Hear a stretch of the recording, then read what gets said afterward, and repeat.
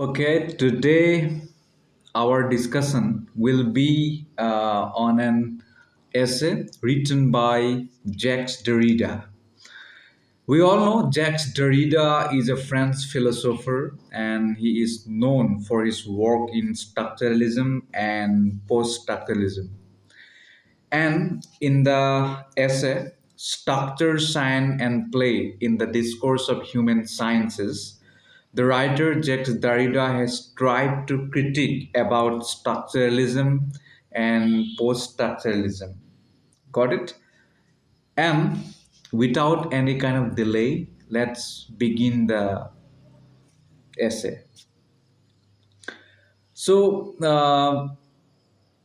The essay Structure, Sign, and Play in the Discourse of Human Sciences, it critically talks about structuralism, and the writer Jacques Derrida, he has commented on what the structure is and how it engages with the politics of the structure itself. And to this concept, the writer has termed this concept as structurality of the structure. And this essay also displays this essay also tries to display how the extent of uh, limits of structuralism and how this structuralism uh, fails to examine the concept of structure itself. That thing the writer has tried to depict in this essay. Origi- Originally, this play was a lecture delivered by the writer himself. Okay, and later it was compiled into an essay. Got it?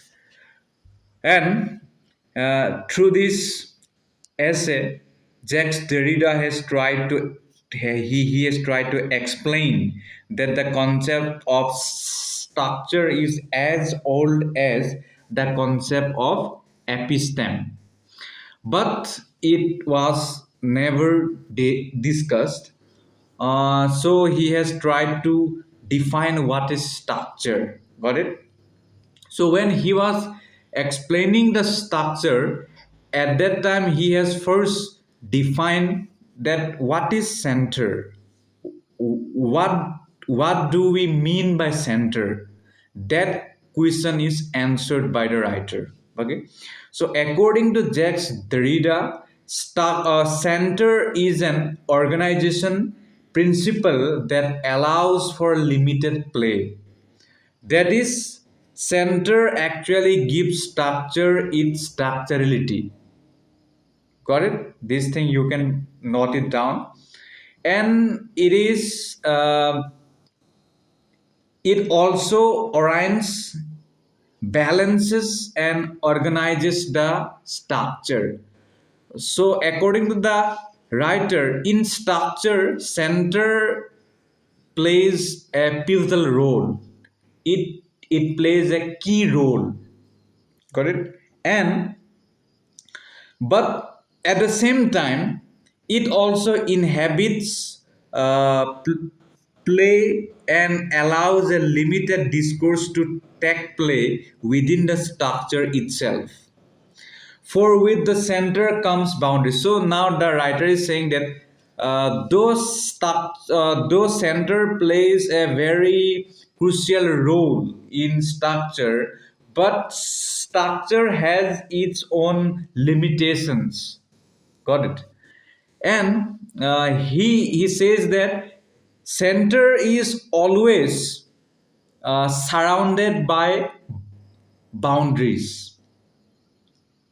Got it? And another characteristic of center is that it is the part of the yet at the same time it is uh, same time it is unaffected by the changes taking place in it. Means though there is a center of a particular thing, there you will see that some kinds of changes are taking place, but by that changes the center is not affected totally. Correct. Therefore the center that leads coherence and structurality to a structure, it is at the same time escapes it. That is the point made by the writer. This is also a very important point. You can jot it down. Therefore, the writer is saying that the paradoxical concept of center being both inside and outside the structure, that is the center that governs the center, escapes its totality at the same time. Okay, let's take an example here. We all know that God is the center of human life, and it always dictates laws, yet at the same time he is not the part of this life.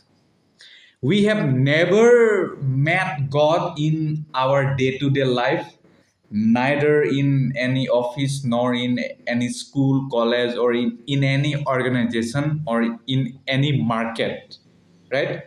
But God is a center part of our life, of our daily life, of our lifestyle, right? But he is not visible, or he is not available for us in this world, right? So so he is completely absent from the play of human life. So therefore the writer Derrida is saying that that though we say that God is a central part of our life, at the same time that is not the correct. That is not the correct thing to say. Because though he is there in our mind or in any form, in a religious way, but he is not completely utterly be with us in a human way, or in a, in any other kinds of way. The writer is trying to prove his point by saying that though there is something called center in a structure, but that center is not visible in any structure. It may be a little bit difficult for you, but you have to have a little bit patience, and you have to understand this concept or this notion. Okay, so that's why he has said that center is nothing but it is a transcendental signifier. This is also a important thing to be noted down. You can do that. And he presents that the very essence of the center is that center is not a center. That he has tried to say. In structure, center is not a center. Now let's move on. Okay, examining the history of structure, Derrida has elaborated that one center gets replaced by another. Thus, the factors governing the play to get epistemologically shifted. For example, the center of human society shifted from God to Renaissance man. Thus, at given point, the center of the structure cannot be substituted by various permutations, but historically the center can get replaced. So the here the writer is saying that actually center is always get replaced. Okay, and this is also a point you can note it down for your exam, or whatever you are preparing for, whether it is a debate competition, article writing, whatever. And defining the event that leads to disruption of the structure, the writer is saying that the concept of rupture is very important. after the concept of center in structure, the writer is now introducing another concept, that is rapture. Rapture also plays an important role in structuralism or in structure. And this comes about at a point when structurality of structure is examined. And with this examination, the structure gets destroyed. Got it? So here the writer is saying when rupture comes, and then the structure itself gets destroyed. It may be a little bit complicated, but that is the thing the writer has said. Got it? Thereby, the writer says that thereby uh, a state comes when there is no center. Okay, conclusively no locus. So now writer is saying that when rupture comes, then the center is itself destroyed, and when the center itself destroyed, then there is no center. And if there is no center, then a new thing will come, that is what? Locus, or we can say that is vacuum. There will be nothing, right? Vacuum, zero, or I can say space. And at this moment, with the removal of center, infinite or yeah, infinity take place. When there is no center, when there is no central thing, then what will become? There will be vacuum. And if there will be vacuum, then what is that thing? If there is vacuum, then it will be infinity.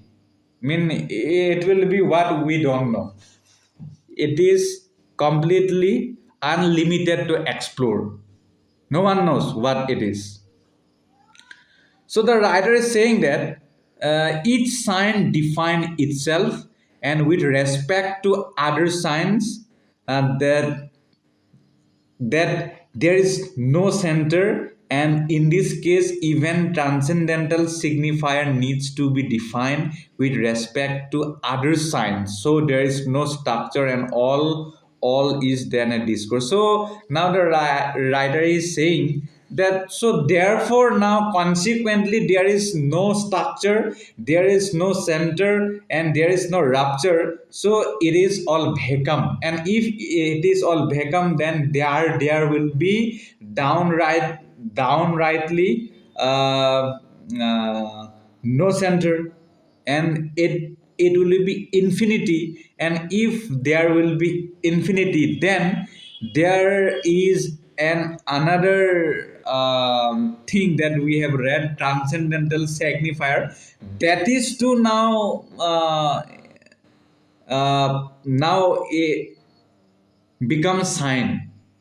And if these all things have uh, become infinity, then we all know nothing left, there is only discourse left. Got it? So here the writer is saying that an important question answered by the deconstructionist is that where and how does this decentering, this thinking of structurality of structure occur? To this, the answer comes as follows. There is no particular event or doctrine that caused it, but discusses three names in particular. So now the question is, now the writer is saying that how means where and how does this process of decentering takes place, or how this thinking of structurality of structure occurs. Then the writer is saying that to discuss these questions we must take three names. Number one is Nietzsche's critique of metaphysics, and especially that of being and truth, and Freudian critique of self-presence. And number C, Number three, Heidegger's destruction of metaphysics of ontology of the determination of being as a presence. Got it? So now we have to talk about this. Here the writer is saying that as and when these theories rupture the pre-existing center, they also enter into a unique circle that relates the history of metaphysics and the history of destruction of metaphysics. A pertinent point here to be noted is that nowhere is Derrida favoring the doing away of structures. In fact, what he is suggesting is that necessity to keep a structure for discourse to take place. The focus is on an alternate play of not conforming to the entire concept of sign itself. Okay, this thing you can note it down. So he explains that this with relation to the Saussure's concept of sign, that is linguistic, where a sign is composed of signifier and signified. Now, signifier is the physical form of sign, and signified is the verbal word used to define the signifier. On the onset, the idea of not doing away with the sign is maintained. Moreover, he talks about the reduction of the binary between the signifier and the signified, and these two ways of doing this is: first is the traditional way of submitting, the traditional way of submitting to the arbitrary relation between signified and signifier. And second is to completely be done away with this arbitrary relation between the signifier and signified. Got it? This is a concept, see, signifier and signified. I have already discussed in my previous video in what is this deconstruction, or what is structuralism, and what is post-structuralism. In that video, I have talked about signifier and signified. There you can have a means there you can get this thing. So now Derrida, he is saying that he means the writer wishes to focus on a new mode of thinking, not limiting with the old one. This is where Freud, Heidegger, and Nietzsche fall short. For at the very moment they focus on destroying the structure, they are entering into the discourse of the structure itself. So he substantiates this concept by using the example of ethnography, where he says that science of ethnography disrupts the idea of Europe as the center, but the moment he renounces it, he is entering into a discourse within the premise of ethnocentricity. And Derrida goes on to deconstruct Levi-Strauss's idea of binaries. Strauss devises two categories, nature and culture, where anything that is spontaneous is nature and anything that is acquired is culture. This opposition is dissolved through by something called the scandal. To explain this, the idea of incest prohibition is used. Incest prohibition is a universal, and every culture has it. That it seems a natural act, but at the same time, each culture governs this in their own way, thereby making the idea specific. For example, the legalization of marriage between cousins amongst the Muslims is acceptable, but not amongst the Hindus. In a contradiction like this, where can the scandal be placed in both? So here the idea of binaries is refuted. The main point of focus here is that Derrida, in the first place, is not withering away the structures but finding flaws in it. The structure has to be kept to be in order to critique it. What structuralism does is to attribute a truth value to a structure. This is what is taken by the theory of deconstruction. Then you can discard the structure or use it to find its play. He call this method as bricolage, and the person doing that is bricolier.